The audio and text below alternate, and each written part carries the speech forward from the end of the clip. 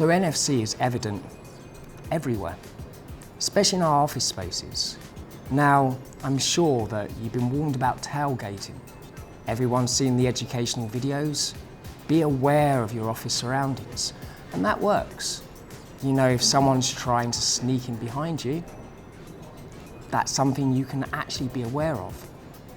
If someone bumps into you on the train, how many times does that happen every single day?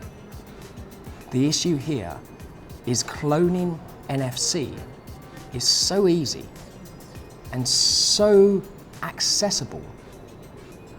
Anyone can do it. Tailgating, we know how to watch out for the signs. NFC cloning is virtually invisible until it's too late. NFC is in so many of our lives and we don't even realize it. How? Contactless cards. NFC is a technology which is present in contactless cards, which allows you to just tap and pay. It's that easy. But why is that a risk? I mean, why do we have to be worried? It's a convenience. It's really useful. The reason being is that we need to look at it, like everything else, from a very basic perspective. What is NFC? Well, we just discussed, it's a radio wave. If it's a radio wave then, how far is that radio wave distributed? I can tune into the FM radio. I can connect to Wi-Fi at the bottom of my garden. If this is sending out a radio wave, what's to stop the bad guys from picking up on that? Well, traditionally, power. It is such a low power radio transmission, it's very hard to pick up, traditionally. Again, we need to stay on top of technical advancements as they happen. The world can change in an instant. And nowadays, it's really not very difficult to actually clone, pick up, and monitor an NFC card from as far away as 1 to 2 meters. How, you may ask? Like, how would people do that? If you ever notice anyone with a very large backpack bumping into you, that could very well possibly be a card cloner. Essentially, the bad guys have worked out that if you put a big enough antenna and you put enough power in your receiver, you can pick up those NFC signals. It's the same as anything. We have electron microscopes, we have radio telescopes. Enough power, you can hear transmissions from the other side of the galaxy. The bad guys can do the same with our NFC. So just by walking past you or bumping into you, they can clone your access card. They can clone your office card. They can clone your bank card. Now, luckily, bank cards have additional protection mechanisms in place to mitigate the damage done.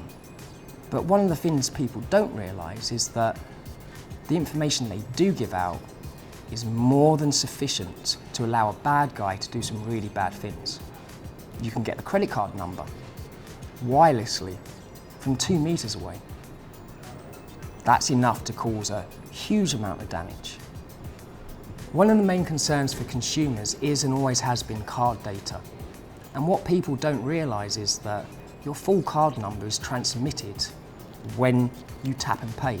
Yes, a unique token code for that single transaction is also used, but the whole credit card number on its own can be captured wirelessly from airwaves. A bad guy can literally stick a backpack on, walk around a train station, and a couple of hours later probably have a few hundred credit cards. This is another example about technology. Technology we've become reliant on, technology that we've incorporated in multiple places, multiple areas in our day-to-day lives. But technology we don't fully understand. Technology that we're not aware of the risks. There are various products on the market which implement shielding technology inside wallets or similar devices. This means that you can put all your cards, all your tap to pay, all your NFC office access passes in a single location, knowing that until you open that, any radio wave is shielded from leaking out of that wallet. They're not expensive, they're widely available, and with the proliferation and the continuing expansion of tap and pay and contactless payments, I would certainly recommend everyone to have one just in case. It's always better to stay protected than to take a chance. It may be a limited number of bad guys that have access to the technology right now, but as we've seen time and time again, it doesn't take long for the techniques, the tools and the mechanisms to become widely available, lower cost, and effectively accessible and utilisable by everyone.